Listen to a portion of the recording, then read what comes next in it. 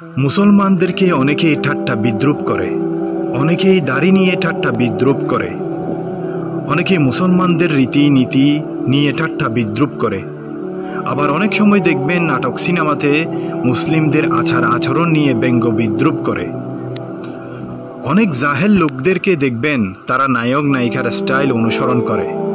আমরা মুসলিমরা একমাত্র নবীজি সাল্লাল্লাহু আলাইহি ওয়াসাল্লামের সুন্নতকে অনুসরণ করি এবং তার স্টাইলকে অনুসরণ করি। যারা আমার নবী সাল্লাল্লাহু আলাইহি ওয়াসাল্লামের সুন্নতকে ঠাট্টা বিদ্রুপ করে, তাদের ব্যাপারে নবীজি সাল্লাল্লাহু আলাইহি ওয়াসাল্লাম কি বলেছেন? রাসূল সাল্লাল্লাহু আলাইহি ওয়াসাল্লাম বলেছেন, আমার উম্মতের মধ্যে এমন একটি দল আসবে যারা ব্যঙ্গ বিদ্রুপ করবে। তারা দাড়ি, ইজার ও জাহান্নাম জান্নাত নিয়ে ঠাট্টা বিদ্রুপ করবে। আল্লাহ তাআলা তাদের ধ্বংস করে দিবেন এবং তাদেরকে এক কালের মতো বানিয়ে দিবেন বানর ও শূকর।